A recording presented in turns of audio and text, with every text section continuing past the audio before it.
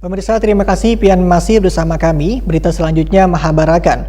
Satuan Tugas Normalisasi Sungai Wan Penanggulangan Banjir di Banjarmasin setelah resmi dibentuk dengan surat keputusan nomor 1 tahun 2021 langsung melakukan pembongkaran sebuah pangkalan ojek di Jalan Pandu, Banjarmasin Timur yang posisinya menutupi sungai.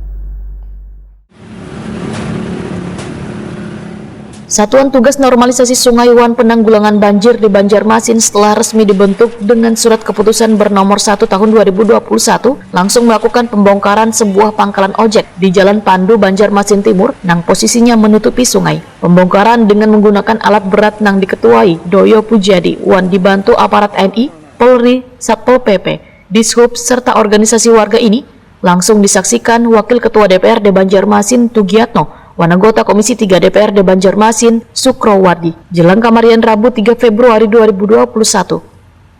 Kami akan melakukan pemilokan orang-orang jembatan-jembatan yang sudah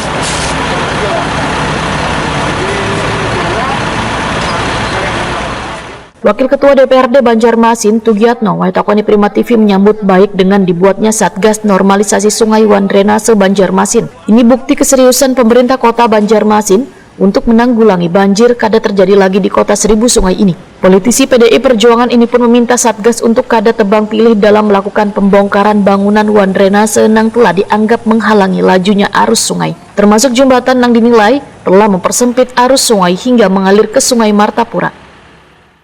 Kita selaku pimpinan dan kawan-kawan anggota Dewan sangat mendukung atas keluarnya SK normalisasi sungai.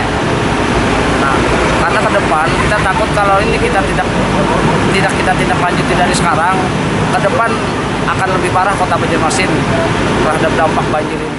Anggota Komisi 3 DPRD Banjarmasin, Sukrowardi, menambahkan bila komisi yang membidangi permasalahan infrastruktur ini telah dimasukkan dalam penanganan normalisasi sungai. Menurut hasil survei dari Dinas PUPR Banjarmasin, bila kawasan yang terdapat banyak bangunan yang menyumbat banyu, ujar politisi Partai Golkar ini, adalah kawasan Jalan Ahmad Yani Wan Kuripan, sehingga pemilik bangunan diminta untuk membongkar sendiri atau dibongkar satuan tugas agar aliran banyu kembali lancar masuk ke sungai besar.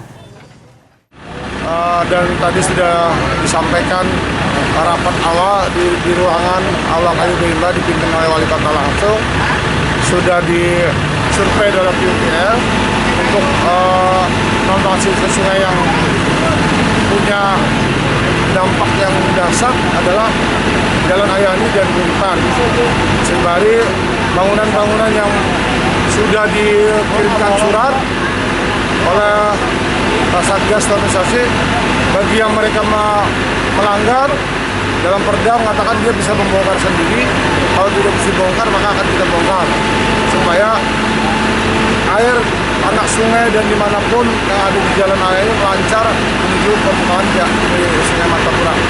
Ini awal dari sebuah momentum yang kita tidak boleh kendor untuk segera sungai sebagai kehidupan kita warga Kota Banjarmasin. Sementara itu, Ketua Satuan Tugas Normalisasi Sungai Wan Penanggulangan Banjir Doyo Pujadi menyatakan, di awal kegiatan ini Satuan Tugas berfokus pada normalisasi sungai di wilayah Banjarmasin Timur, Wan Selatan, yaitu dengan membongkar bangunan yang dianggap menghambat atau bahkan menyumbat aliran sungai maupun drenase. Tim akan menangani yang di timur juga, Pak. Timur kan banyak yang tenggelam. Ya, timur, utamanya timur dan selatan. Konsentrasi timur dan selatan, itu konsentrasi kita. Cuman tidak langsung bertahap. Hari ini sampai esok kami akan membuat stiker bahwa bangunan ini melanggar Perda nomor sekian dengan sanksi pasal sekian sedang dibuat. Nanti akan kita tempel. Di samping kita akan tandai ini yang akan dibongkar. Kita tandai beberapa waktu hari ke depan akan kita tandai. Sehingga kami tinggal membuat jadwal untuk sungai di veteran di mana kita tandai lokasi ini kapan dibongkarnya, perlu alat apa, tenaganya dari mana-mana, nanti akan kita data. Untuk gerakan pertama kita di Pandu dan di belakang Pasar Pandu. Sudah kita bongkar rumah-rumah, bisa lihat, sudah bersih. Nanti informasi ada sungai yang ditutup dengan tumpukan tanah sehingga sungainya rata dengan tanah. Apalagi itu. Nah, sehingga kami sudah mendata berapa eskavator yang diperlukan, beberapa alat-alat dan kami sudah inventarisir. Bisa nanti dari pemerintah dan juga bisa dari bantuan dari swasta. Itu yang kita manage, kita kolaborasi menjadi sebuah kekuatan penuh untuk mendukung suksesnya tim normalisasi sungai.